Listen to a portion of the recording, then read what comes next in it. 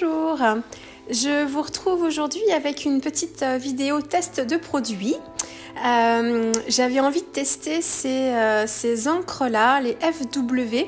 En fait, c'est un produit un petit peu hybride entre des encres et de l'acrylique. En fait, c'est vraiment un mélange, c'est un médium un petit peu particulier qu'on va travailler avec là, les pinceaux et l'eau. Donc c'est un peu comme les encres aquarelles. On va pouvoir les travailler avec de l'eau et les pinceaux de façon assez classique. On peut les travailler aussi avec des porte-plumes. On peut aussi les travailler de plusieurs manières en fait finalement. Et elles ont un rendu elles sont certaines sont plus opaques que d'autres. Il y a un petit lexique d'ailleurs sur les sites sur lesquels on peut les commander. Il y a un petit lexique qui permet de savoir en fait, des petits motifs qui permettent de savoir si le produit il est plus ou moins transparent. Il y a des petits codes comme ça. Et en fait, ce qui est sympa avec ces encres-là, c'est qu'elles sont justement assez épaisses. Et elles résistent en fait sur presque tout support. Donc c'est pas que sur le papier. Donc contrairement à l'aquarelle où c'est vraiment du papier aquarelle, là en fait on peut aussi travailler sur du plexi et autres et ça reste, ça se fixe bien. D'où l'utilité de bien nettoyer ces produits quand on a fini de les utiliser, notamment ces pinceaux. Parce que c'est ça peut les détériorer, donc faut vraiment faire attention à ça. Donc voilà, j'ai envie de tester, donc j'ai pris plusieurs couleurs. En fait, elles ont des noms de couleurs que j'avais déjà moi dans mes aquarelles Winsor & Newton. Donc je les ai reprises un peu parce que je les connais bien. Donc j'ai deux verres, le vert clair et le vert de vessie. J'ai un jaune ocre, un jaune citron. J'ai trois couleurs, deux rouges et un rose, un magenta. Un rouge un peu plus profond, là le cramoisi, et puis un rouge flamme, là celui qui est un petit peu vermillon. Et puis en bleu, j'ai un gris de Payne qui est un gris un peu bleuté assez foncé, le bleu de Prusse et un bleu indigo. Vous allez voir après, j'ai fait des tests des couleurs. Et là en fait pour m'en servir, j'ai acheté des pinceaux qui sont en poils synthétiques, qui sont pas très chers, qui sont faits pour les travaux avec donc justement de l'acrylique, de la peinture à huile, qui peuvent servir pour l'aquarelle aussi, hein, et surtout qui sont pas trop chers. Et je vais me servir que de cela pour utiliser ces encres parce que j'avais peur, je voulais pas du tout utiliser mes pinceaux un peu plus précieux, mes pinceaux d'aquarelle et qui sont en poils naturels et auxquels je suis très attachée. Parce que normalement je nettoie mes pinceaux, du moins je laisse jamais mes pinceaux dans l'eau, j'ai fait ça là, une fois et j'en ai bousillé un, heureusement c'était pas un qui valait très cher, mais quand même. Et du coup ces pinceaux là, donc je les aurais pas laissés dans l'eau, mais par contre il faut vraiment les nettoyer, il faut penser à les nettoyer tout de suite après. Et je me connais, j'ai peur comme j'ai pas trop l'habitude de ça avec l'aquarelle, de les nettoyer tout de suite. J'avais vraiment peur de les oublier et puis du coup de les détériorer. Donc donc j'ai ces trois tailles de pinceaux. Il y a un pinceau fin, un moyen et puis un plus gros. Donc ça me permet de les tester aussi en même temps. Donc là je me sers d'un petit bloc acrylique pour déposer en fait une petite goutte d'encre avec c'est en fait des flacons qui sont avec des petites pipettes, donc c'est très pratique. Et puis je dépose ça sur une plaque acrylique en fait qui me sert un peu de palette. Et je viens tester comme ça mes couleurs. Donc là, je fais pas vraiment un nuancier, hein. Il faudra que je le fasse aussi, mais là c'est vraiment des tests rapides sur mes couleurs. Et je voulais vraiment voir comment elles réagissaient en comparaison de mes aquarelles. Donc là en fait, j'applique la couleur pure dans un premier temps. Et ensuite, je suis mon geste et je vais diluer mon pinceau une fois dans l'eau et une deuxième fois dans l'eau pour voir un petit peu comment ça réagit, comment ça se diffuse et voir un peu comment les dégradés se font. Donc je le fais vraiment comme mes différents travaux à l'aquarelle pour voir comment ça réagit parce que c'est des produits que je connais pas, donc j'essaye de voir un peu comment ça fonctionne. Et finalement, elles se travaillent exactement comme les aquarelles. Donc elles sont assez pigmentées, donc très pigmentées et assez lumineuses. Donc pour avoir une couleur vraiment claire, il faut vraiment les diluer pour avoir ce côté un petit peu plus doux. Mais elles se travaillent exactement pareil. Et puis suivant les couleurs, elles sont plus ou moins opaques, c'est ce que je vous disais en début de vidéo. Donc voilà, donc là c'est vraiment pour savoir un peu comment elles sont, comment se travaille le produit et comment chacune des couleurs en fait se travaille. Donc là par exemple, vous voyez le jaune ocre, il est assez foncé. Et du coup, vous voyez, malgré mes 2 dilutions, ça reste toujours assez foncé. On a du mal à éclaircir. Donc, si on veut vraiment quelque chose de tout doux, il faut vraiment beaucoup diluer pour éclaircir. Donc là, je m'attaque en fait aux différentes couleurs de bleu. Enfin, c'est pas 3 bleus. Hein. Il y a un gris bleuté et autrement, c'est vraiment du bleu. Le gris de Pain, je l'utilise énormément. Enfin, je me sers moins de mes aquarelles Winsor et Newton parce que je suis plus sur le scrap en ce moment. Mais à l'époque où je m'exerçais pour mes compositions florales, c'est une couleur que j'utilisais beaucoup, le gris de Pain, pour assombrir certaines couleurs. Faire le pistil de mes fleurs aussi, j'y mettais un petit peu de violet dedans pour pouvoir, donc en rajoutant un petit peu de rouge ou vraiment en prenant un godet violet pour pouvoir faire mes cœurs de fleurs sur les anémones par exemple. C'est une couleur que j'adore, et puis même pure comme ça pour faire des fonds, vous allez voir après, je fais un petit exemple avec une page de scrap. C'est vraiment une couleur neutre, basique, qui peut se marier avec pardon, qui peut se marier avec plein de couleurs, plein de photos différentes. Donc là, j'ai travaillé le bleu de Prusse dans un premier temps, le premier bleu. Le deuxième bleu, j'ai un doute. Je crois, oui. Le bleu de Prusse dans un premier temps. L'indigo, c'est le deuxième bleu. Et ensuite, c'est le gris de Pain que vous voyez là en 3e position. Donc là, c'est vraiment un gris, et c'est un gris froid. Pour avoir le gris chaud, alors je crois qu'il existe une couleur en fait de gris chaud. Mais j'ai aussi, là je vous le montre pas, mais j'ai aussi en fait un flacon avec un noir de la même gamme, et en fait quand on le dilue, il se transforme en gris chaud. Donc ça permet d'avoir plusieurs possibilités. Donc le gris de Pain, c'est vraiment, je crois que c'est l'un de mes préférés. Et là après je m'attaque aux couleurs un peu plus chaudes. Donc là j'ai essayé le magenta, il s'appelle Process Magenta. Lui qui est assez transparent quand même de base, alors ça reste lumineux mais qui est assez quand même transparent. Donc là avec une seule dilution déjà il était très éclairci. Celui d'à côté c'est le rouge flamme, je crois. Et après c'est le cramoisi, oui c'est ça. Le rouge flamme et le cramoisi. Donc vous voyez, le rouge flamme et le cramoisi là, c'est puis bizarre de dire cramoisi, mais c'est vraiment son nom, hein. C'est enfin comme ça qu'il s'appelle.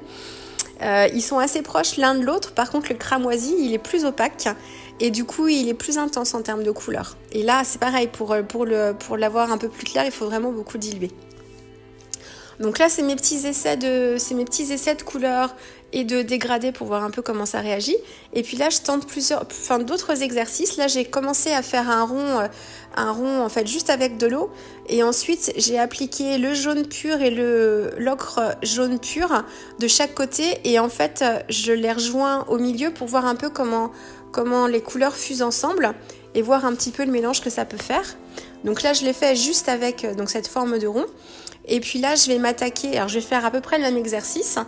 Je fais un premier petit carré avec l'une des couleurs. Donc là, ça doit être l'un des bleus, alors je ne sais pas lequel j'ai pris. Ça doit être le bleu de Prusse. J'ai pris le jaune, et là, en mouillant mon pinceau, je viens relier en fait les deux couleurs.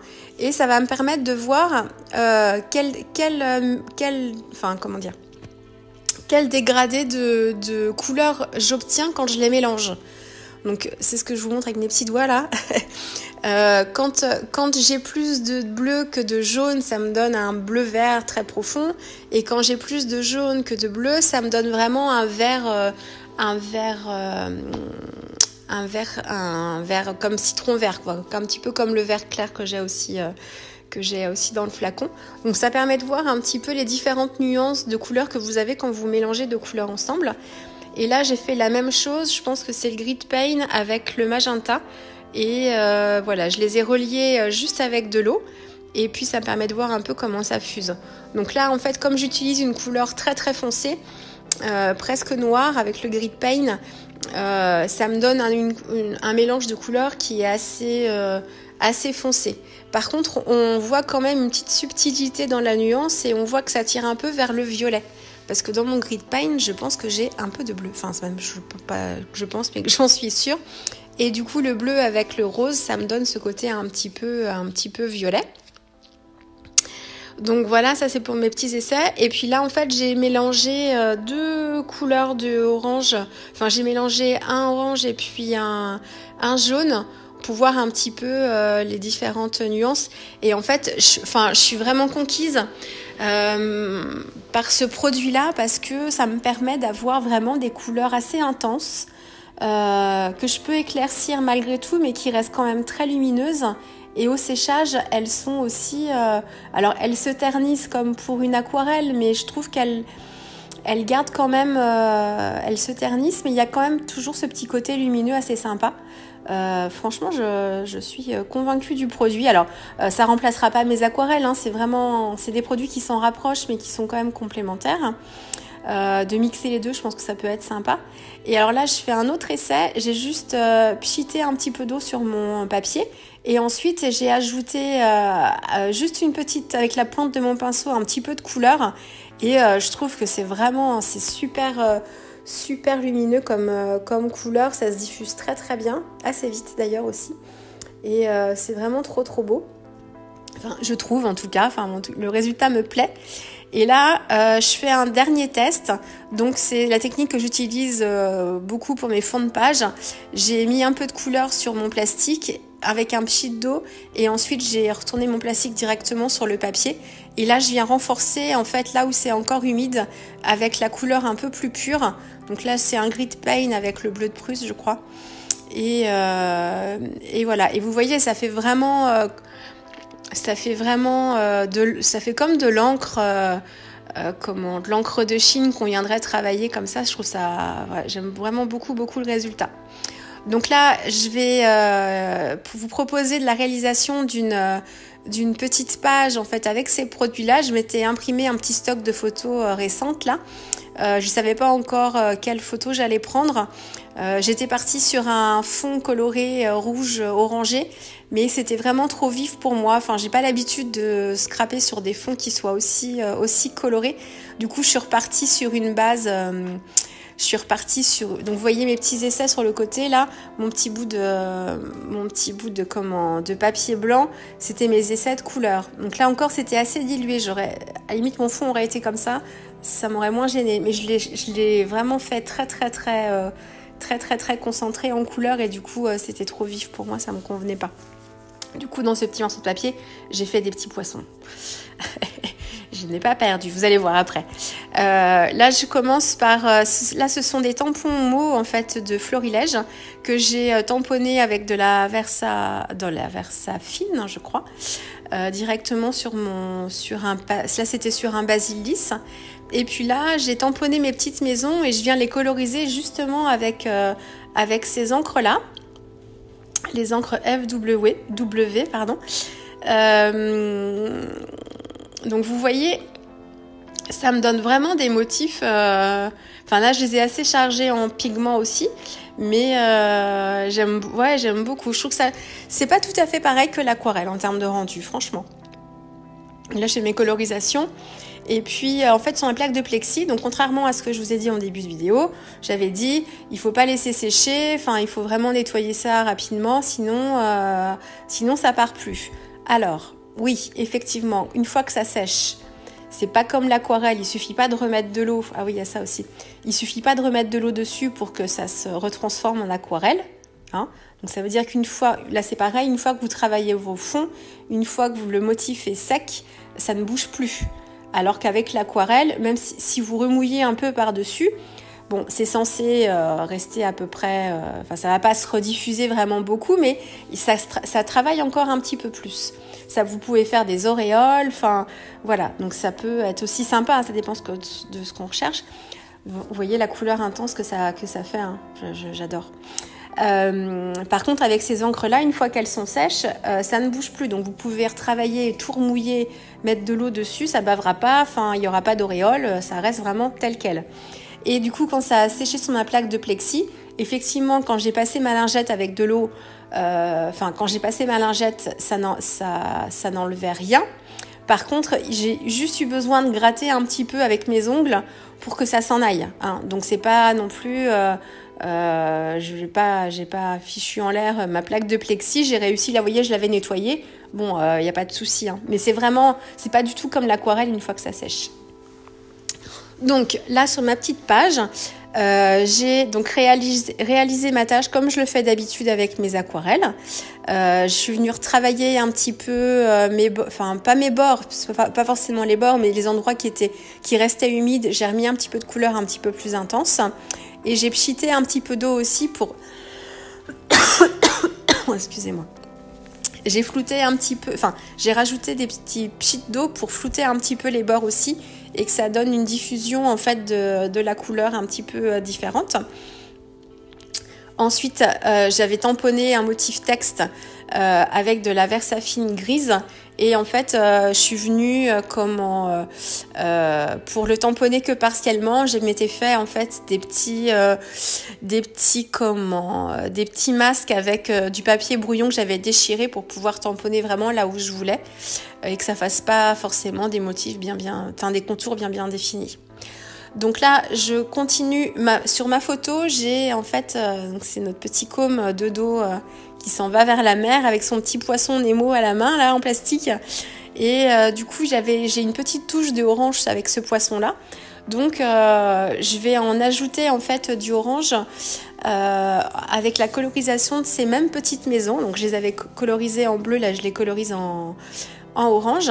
Et donc là, je suis venue faire mes mélanges. Donc, j'ai utilisé mes 3 couleurs de rouge et puis un petit peu de jaune pour faire des nuances différentes dans mes couleurs et dans mes colorisations. Donc, pour toujours apporter un petit peu de dynamisme à l'ensemble, hein, éviter que ce soit la même couleur partout, d'autant que les maisons sont toutes différentes ici. Et puis ouais, c'est assez amusant de faire ça.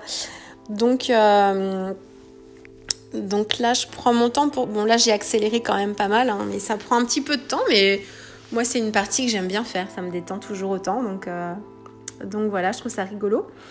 Donc, j'ai choisi, en fait, de travailler avec un rouge orangé, en fait, pour les maisons. Et puis, j'ai rajouté certains détails au niveau des portes ou des fenêtres avec un orange beaucoup plus clair, tirant plus vers le jaune. Parce que là, le petit poisson, là, comme a dans la main, c'est vraiment un orange très clair. Donc voilà, c'est ce que j'ai choisi de faire. Là, je finis les petits toits. Là, je les mets avec une couleur. J'ai mélangé mon grit paint avec un petit peu de rouge pour apporter une petite subtilité dans mon noir, que ce soit pas juste du noir comme ça. Donc ça donne un petit côté marron, mais très très très foncé, vraiment brun foncé. Et je le fais pareil pour les petits pilotis, là, les petites cabanes sur pilotis, les petites rambardes en bois, voilà. Donc voilà. Et ces maisons-là, ensuite, je vais les détourer pour pouvoir les placer sur ma page. Donc la construction de page, vous n'allez pas forcément voir jusqu'à la fin parce que je pense que la capacité de ma mémoire était atteinte, je m'en suis pas rendu compte. Donc bon, vous voyez quand même une bonne partie de la construction de ma page, mais j'y suis revenue plusieurs fois pour la modifier et puis pour l'harmoniser par rapport à ma version finale, notamment les étiquettes. Là, j'avais du mal à les mettre en scène pour que ce soit assez harmonieux. Et puis moi j'aime bien souvent aussi coller et décoller pour vraiment ajuster.